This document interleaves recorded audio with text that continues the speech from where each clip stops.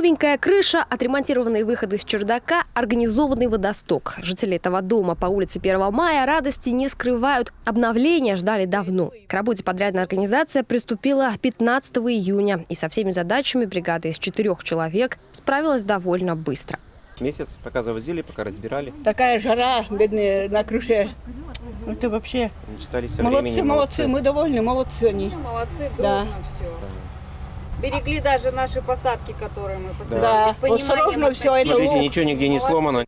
Теперь в планах жильцов сделать водоотвод, чтобы грядки на территории дома не заливало в дожди. Раньше водостока не было и вовсе. По капле, а то и больше в сырую погоду доставалось каждой квартире. Даже приходили из соседних домов, завидовали, что у вас так сделано очень хорошо.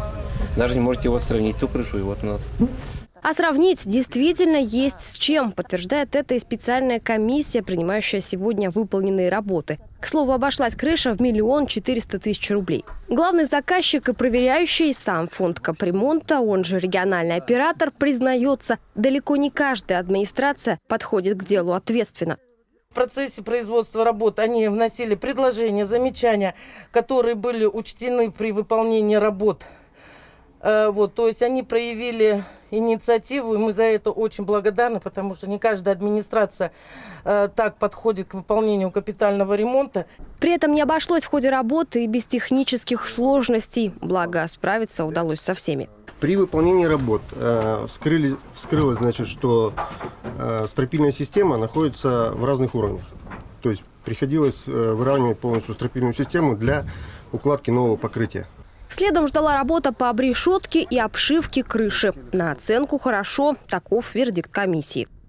Еще вчера здесь был старый дырявый шифер, пропускающий любую влагу. Уже сегодня новое алюминиевое покрытие, а под ним специальный материал из аспанде. Благодаря ему конденсат под кровлей не скапливается. Вид на прилузские дома отсюда, с двухэтажной высоты, открывается показательный. В глаза бросается еще одна новенькая крыша по улице 30 лет Победы. Ее жильцы заявление в управляющую компанию писали неоднократно, и оказалось не зря. Протекала в месте, где стояла антенна, очень долгое время. Потом ремонтировали, потом снова протекала. Над туалетом, где труба вот эта стояла, протекала. В общем, шифер был, конечно, весь изношен. В состав проверяющей комиссии входят и сами собственники квартир. Здесь же на коленке подписывают акт о приемке проделанных работ. Всего на 2018 в Прилузе запланировано обновить 4 жилых здания. Цифра крошечная, учитывая, как много желающих на очереди. Это при том, что район один из самых исправных по оплате взносов на капремонт. Обращение, конечно, в администрацию от жителей многоквартирных домов по поводу ремонта общедомового имущества поступают. Но, к сожалению, они ограничены финансовыми ресурсами. Причина, скорее всего, у нас одна – это низкий размер взносов на капитальный ремонт. Ну, если бы было больше, конечно, бы возможностей у нас по району было бы больше.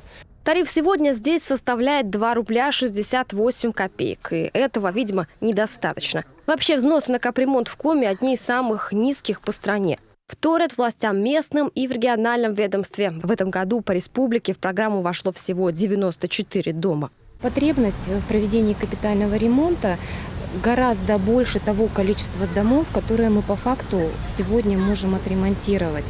На сегодняшний момент у нас свыше половины домов, находящихся на территории республики, требуют капитального ремонта. Но количество ремонтируемых домов зависит от того объема средств, который региональный оператор собрал.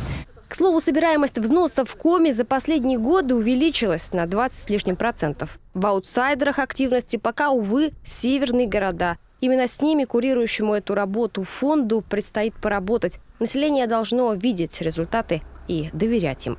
Любовь Филиппова, Роман Боровиков, телеканал Юрган, Прилузский район.